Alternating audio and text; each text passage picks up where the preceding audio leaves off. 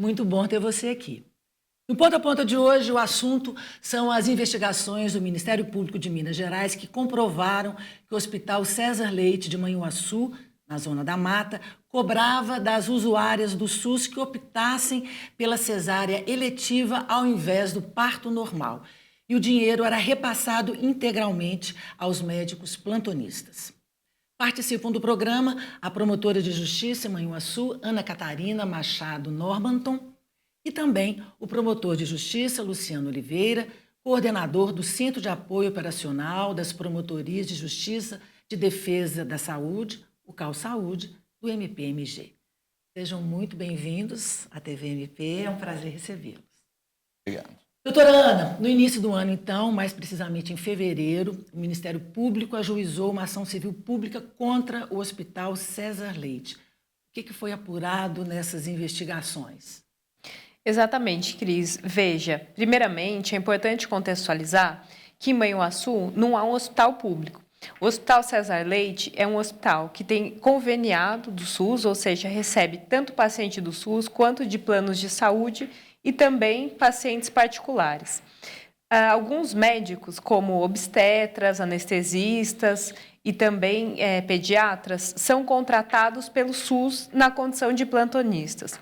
O que se apurou, a partir de algumas denúncias, e a partir de então o Ministério Público iniciou uma investigação, é que durante esses plantões, esses profissionais contratados pelo SUS, no período que deveriam estar prestando atendimento público, uma vez contratados pelo Sistema Único de Saúde, recebiam pacientes do SUS e mulheres que estavam entrando em trabalho de parto, mulheres vindas justamente do sistema público e ofereciam a elas a cesariana. Aqui é importante ressaltar que o protocolo do SUS é que, em regra, os partos sejam realizados por meio do chamado parto normal. A cesariana só é feita se cumpridos alguns requisitos, principalmente relacionados a complicações durante o trabalho de parto. O problema, Cris, é que esses profissionais geralmente diziam o seguinte para as mulheres, que se elas não quisessem fazer o parto normal, elas podiam fazer o parto via cesárea, mas que esse parto teria que ser particular, ou seja, pago. Aí nós já temos um primeiro problema. Essa mulher, ela geralmente tinha o primeiro contato com esse médico ali, já estando em trabalho de parto, com muita dor, e essa alternativa quando a mulher consentia em fazer, o primeiro problema é acerca da informação. Muitas vezes não se informava que ela poderia fazer pelo SUS se cumpridos alguns requisitos. Também não era informado os perigos, os riscos de uma cesárea, que não deixa de ser uma cirurgia. É uma cirurgia. E, além disso, outro problema relacionado à probidade administrativa e também o dinheiro público é que esses médicos geralmente faziam essas cesáreas particulares durante o período, ou seja, a carga horária que eles deviam estar atuando em plantão pelo SUS. E não se pode, ao mesmo tempo, trabalhar para o Sistema Único de Saúde e fazer uma cesárea particular. Então, são várias as irregularidades. Exatamente. Houve muitos desafios durante as investigações, assim, as maiores dificuldades enfrentadas. Assim. Cris, nós tivemos diversas dificuldades. Primeiramente, até mesmo por se tratar de uma cidade do interior, muitas pessoas sabem de diversas coisas, mas têm um certo receio de falar com o Ministério Público, até um medo de sofrer represálias. E, além disso, nesse tipo de investigações, é muito difícil que nós consigamos obter transparência das informações, dificuldade de acesso aos registros de forma mais precisa e detalhada, e também conseguir ler, identificar os padrões de cobranças indevidas e também a ausência de cooperação, tanto de pessoas envolvidas como órgãos de controle. Nem sempre o Ministério Público tem uma abordagem colaborativa. Esse também é um problema. Por isso, às vezes, as investigações demoram um pouco mais, mas, felizmente, conseguimos obter êxito. Essas irregularidades do hospital são inéditas em Manhuaçu?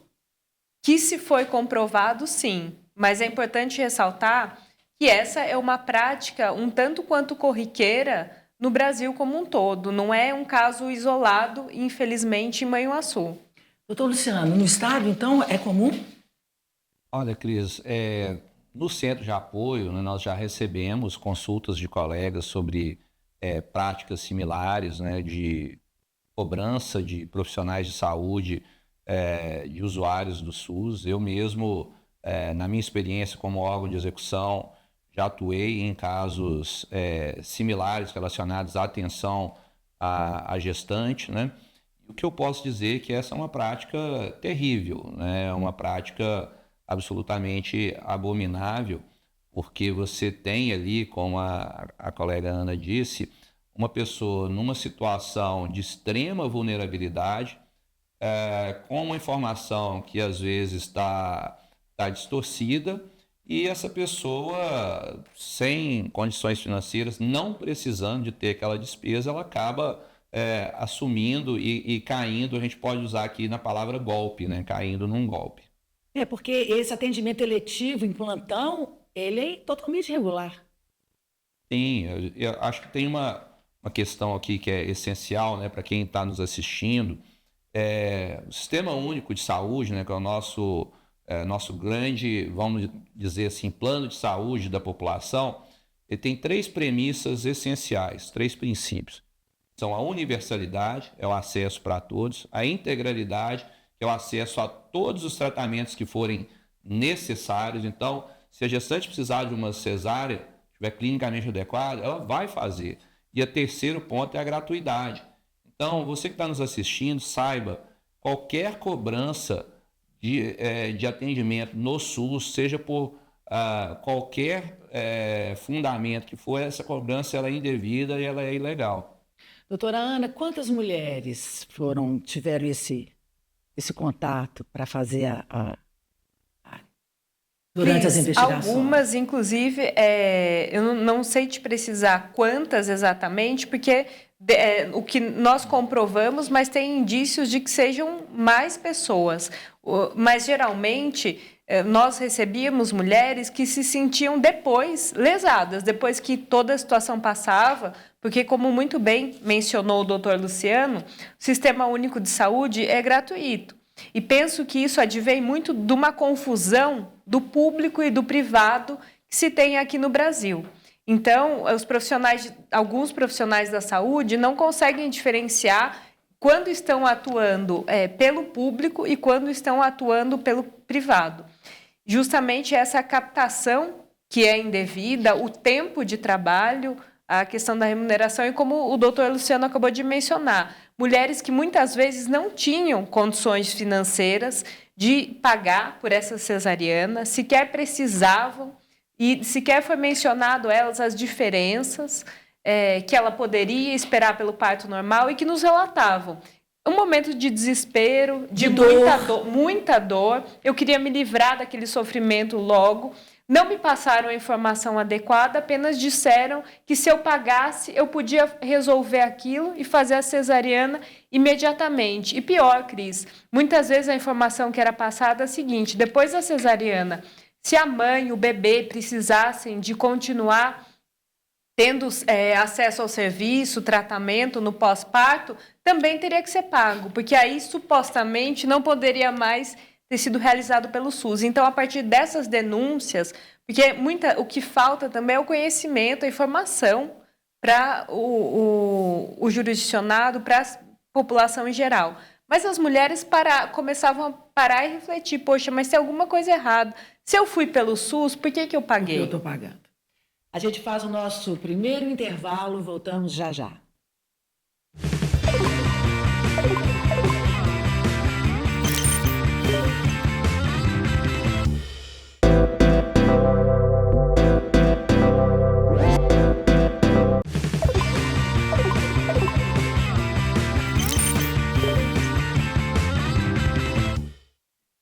De volta ao Ponta a Ponta. O assunto de hoje é a investigação do Ministério Público de Minas Gerais sobre o Hospital César Leite de Manhuaçu.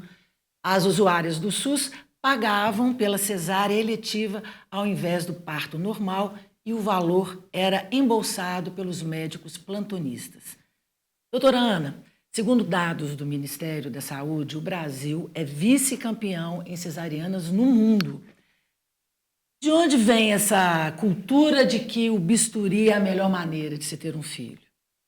Veja, Cris, essa alta taxa de cesarianas no Brasil envolve diversas questões, principalmente questões culturais, questões médicas, estruturais do sistema de saúde e também a falta de informação à população no geral, da informação adequada e também dos benefícios do parto natural e os riscos associados a uma cesariana desnecessária.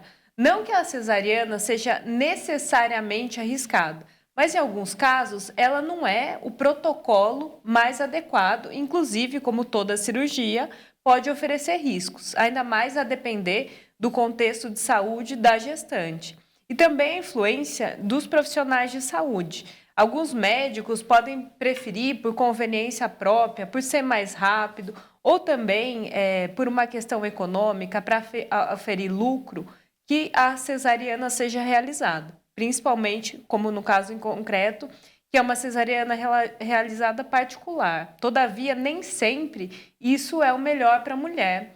Justamente com base nesses estudos que o SUS tem como protocolo, primeiramente, se tentar realizar o parto normal. Se a mulher quiser, por vontade própria, de forma livre, consciente e informada, optar pela cesariana, obviamente é direito dela. Mas aí ela não pode optar por isso no SUS, é preciso que se preencham alguns requisitos médicos, protocolos sanitários, mas se ela desejar, de forma livre, consciente e informada, por uma cesariana e quiser pagar por isso, é a escolha dela. Será que é possível mudar essa cultura assim tão arraigada? Uhum. É preciso, né? Não é só possível, mas também preciso mudar. Mas é uma questão, Cris, que demanda tempo e muitos esforços coordenados em diversas frentes, com ações estratégicas, educação, conscientização por meio da mídia, também nas escolas, enfim, diversos tipos, frentes de conscientização, capacitação profissional, também políticas públicas, formação para os profissionais de saúde, a fim de que, por meio de diversas intervenções em diversas frentes, aos poucos nós possamos mudar essa cultura, que acredito que de pouco a pouco tem sido mudada. Doutor Luciano, gostaria também de escutar a sua opinião.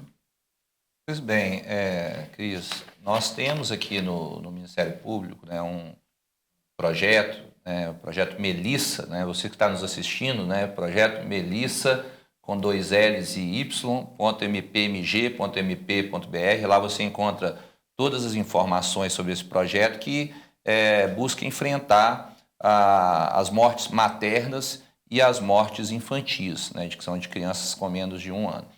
E qual que é o dado que nós identificamos? As mortes maternas, elas em mais de 90% são por causas evitáveis ou potencialmente evitáveis. As infantis também. Cerca de mais de 60% são evitáveis ou potencialmente evitáveis. O que isso tem a ver com o tema que nós estamos tratando? A atenção à mulher na gestação e a atenção ao parto e puerpério são 2 momentos extremamente relevantes e importantes para que a saúde da gestante seja bem cuidada e para que a criança possa nascer saudável. E aí, né, no que se refere à assistência à gestante, é importante, né, que a gente resgate durante o pré-natal e também o parto e puerpério o protagonismo da mulher nessa condição. Então, é importante, como disse aqui a Ana, que a gestante e a parturiente elas tenham acesso à informação adequada, né, que determinados mitos, né, que envolvem o parto e o puerpério eles sejam desconstruídos. E é importante, né, que os profissionais de saúde, né, compreendam que não tem ninguém aqui demonizando esse ou aquele procedimento. Mas nós trabalhamos com a lógica da saúde baseada em evidência. Então, as evidências mostram que elevadas taxas de cesarianas utilizadas sem indicação, não trazem benefícios para a mulher e para a criança. Então, nós temos, com base na medicina, com base na ciência, as indicações adequadas para se fazer a cesariana, e ela deve ser feita quando adequado. Agora, o que nós percebemos é muitas vezes uma informação que chega para a gestante de uma forma distorcida, muitas vezes por conveniência de determinados profissionais, porque a criança, né, a natureza, ela não escolhe hora. Né? Então, eu imagino que realmente trabalhar na obstetrícia, né, como profissional de saúde, seja uma caixinha de surpresas e um tanto quanto desconfortável, no sentido de surgirem muitos imprevistos. Quando o profissional de saúde consegue, vamos dizer assim, domar esse fenômeno e agendar, né, de forma eletiva, isso traz um certo conforto. Conforto para ele. Né? É a palavra que eu posso utilizar. Então, o que a gente percebe é que a mulher ela perde o protagonismo nesse momento tão relevante e acaba, por vezes, se expondo a determinados riscos, né, tanto a ela quanto ao bebê. Doutor Luciano, quais são os direitos das gestantes garantidos por lei no parto normal e também na cesariana? Então, eu acho importante a gente trazer aqui, mais uma vez, essa lógica da saúde baseada em evidência. Então, nós discutimos muito na pandemia, né, a ciência, a importância da ciência. Então, os estudos, as práticas, né, das diversas ciências da saúde, elas consolidam informações que são cientificamente comprovadas, né? Por isso que a gente fala de evidências. E nós temos, né, tanto no setor público quanto no privado, uma linha de cuidado ao parto e nascimento. O que é essa linha de cuidado? É um conjunto de práticas, um conjunto de orientações aos profissionais de saúde e também para gestantes que devem orientar esse processo. Né? Primeira coisa, é importante, lá no começo da gestação, a classificação da gestação, né? Se é uma gestação de risco habitual, se é uma gestação de alto risco, porque isso vai interferir, né, no como cuidar da gestante, no tipo de especialidades que devem acompanhar aquela gravidez.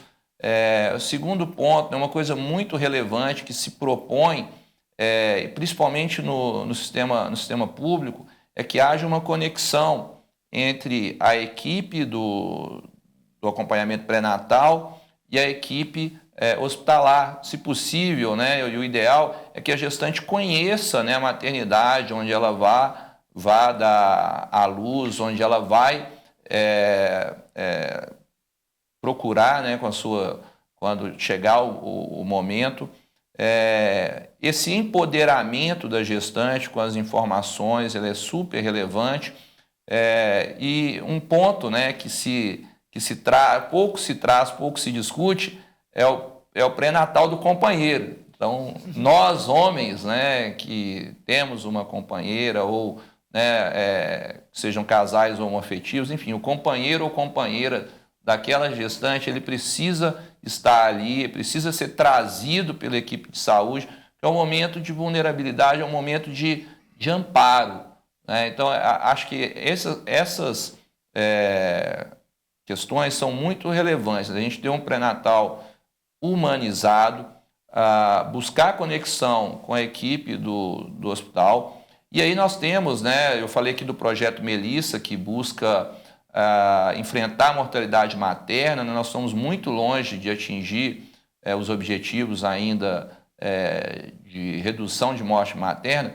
Algumas questões no pré-natal são muito relevantes, né? São indicadores que devem ser observados, como, por exemplo, a realização de pelo menos 6 consultas pré-natais, sendo a primeira delas até a 12ª semana de gestação, realização de exames de HIV e sífilis. Eu falei aqui do projeto Melissa. Melissa é uma criança que morreu com sífilis congênita, que poderia ter sido tratada, e a realização do pré-natal odontológico. Então, o principal direito da gestante é ter acesso a um acompanhamento pré-natal e um parto baseado em evidências, humanizado e com protagonismo.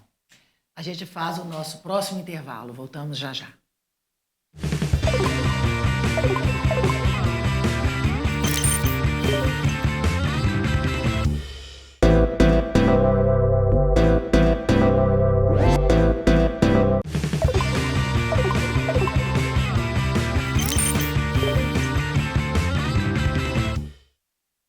De volta ao terceiro e último bloco do Ponta a Ponta. Hoje conversamos sobre o Hospital César Leite de Manhuaçu, que cobrava das usuárias do SUS pela realização de cesarianas eletivas.